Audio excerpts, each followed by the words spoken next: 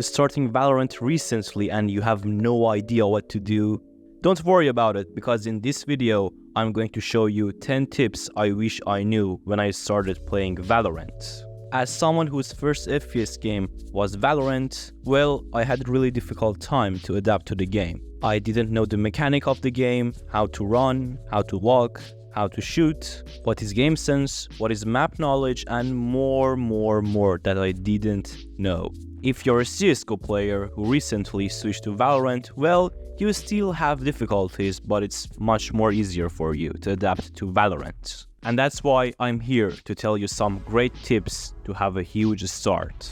Don't forget to hit the like button and subscribe my channel if you enjoyed the content. Let's not waste time and head right into the video. The first tip of the video is to play more deathmatch. Let's say as a beginner, you play 4 or 5 matches per day, which is good as you're starting to play the game, but the better game plan is to play 3 matches a day with 3 deathmatches. But why do I insist on deathmatch a lot?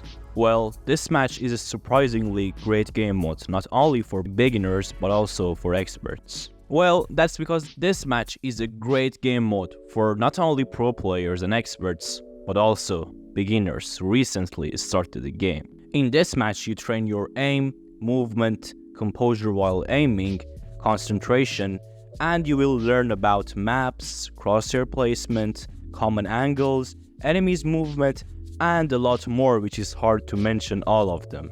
So, fit deathmatch in your gaming schedule because it's really essential and important. The next tip I wish I knew when I started playing Valorant is to master 2 or 3 agents at the beginning of the game.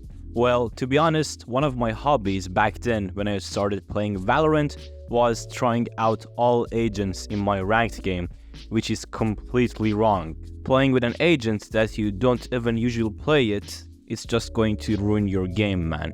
To pick your top 3 agent, first thing you need to do is to try out all the agents in the game in a custom match, or in a D range, or in R-rated, which doesn't affect your rank. After you tested all the agents and their abilities, pick out 3 of them that you were comfortable with them, and try to choose 1 agent per role. 1 agent from duelists, 1 agent from initiators, and 1 agent from sentinels or smokers. And keep in mind to choose an agent which is currently good and chosen by many players. For example, in duelists we can say Jet, in initiators we can say Sova, and in sentinels right now we can say Killjoy or Sage.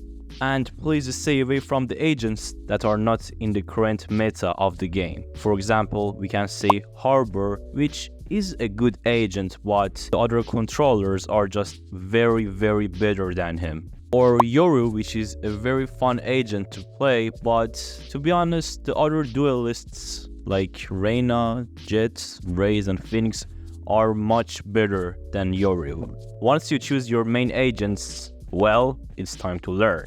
For example, if you chose Sova, try to start playing it in your ranked games, watch pro players or streamers who master Sova, like Average Jonas, try to learn how to use abilities with the agent, lineups, post-plan lineups, and many other things. And the next tip is called play less, rank up more.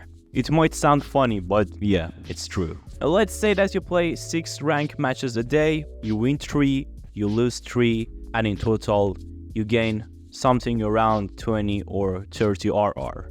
Which seems like you only played 1 game and won it, but you played 6. Well, the reason behind it is because usually people after playing the 4th game, they usually get tired and they can't focus as good as their first game anymore. So, what I mean here is to play like 3 games or 4 games a day and try to focus in all of them instead of playing 6, 7 or 8 games a day without a good concentration. Do it once and believe me, it will change your game. And the next tip is controller is really important. By controllers I mean smokers such as Brimstone, Omen, Viper, Harbor, and Astra. Yeah, sorry about that. To be fair, you can play without Initiator, you can play without Sentinel, such as Sage, You can play without a healer. You can play without a duelist, which we sometimes see pro teams doing it in pro matches. But there's a role which is the most important role in Valorant. Yeah, you guessed right. Controllers. Have you seen a pro team playing without smokers? No. That's because the smokers with only 2 or 3 clicks, they can reduce the number of the angles that you should be worried about when you're entering a site. They can cover you with a smoke. They can create a one-way with a smoke, which leads them to kill the enemy much easier, and many more things which the smokers do in a game. Personally, I really have a hard time playing the game when there's no smoker in the team. It's really hard to defend. It's really hard to push aside without the smokes. You just can't play your game as good as you have a smoker. And the next tip is about the smokes, but this one is a little bit different. Let's say that you're pushing a site with your team and suddenly a smoke appears in front of you at the entrance of the site. Well, as a beginner, you might just push the smoke and in 80% of scenarios, you will die. And it's completely wrong, which is obvious. When you face a smoke while you are pushing a site, well, there are 3 options you have. The first option is to wait until the smoke disappears, then rush the site. The second option is to completely rotate and push another site because we don't want to waste time. And the third option, you can push the smoke, but you should push the smoke with the ability such as a flash ability or a revealing ability. Abilities such as the Sky's Dog, Sky's Flash, Chaos Flash, Reyna's Flash, Sova's Drone, and Sova's Recon make it so much easier to push a smoke.